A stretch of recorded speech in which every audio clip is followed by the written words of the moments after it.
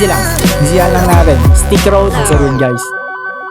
Stick road strategy. Okay guys, nandito na naman si Master Baccarat. Okay, babamba lang ulit tayo sa Baccarat. Kung meron tayong small road strategy, main road strategy, bigay road strategy, magpapahuli ba ang ating stick road? Okay, dati siyang cockroach road. Nahihirapan kasi ako sa cockroach kasi naka-brace tayo guys. So, pagpasensyahan nyo na, ang ginagamit na natin ngayon na stick road. Doon tayo komportable. Ngayon, papakita lang natin kung paano yung laruan sa stick road. Okay, screen record lang natin to.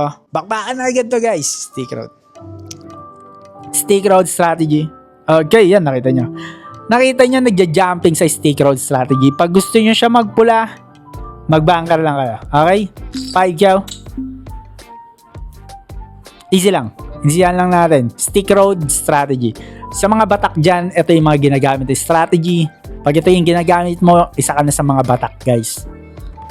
Okay, 6 1 3. Picture mo na lang yung player. 0. Sure win na sure win guys. Stick road strategy. Okay guys, pasensya na. Ayun lang yung laruan natin today. Mabilisan lang yung stick road. Pag gusto nyo medyo matagalan, load na lang kayo sa Facebook Live natin. At doon ko papakita yung full potential ng mga strategy natin. Okay guys, nood yun ng Facebook Live natin. Meron tayong mga pag-giveaway dyan. Okay guys, yun lang. Maraming salamat sa mga nanonood. Don't forget to subscribe our channel. Laging commentary kayo para masama kayo sa pag-giveaway natin. That's G. That's G.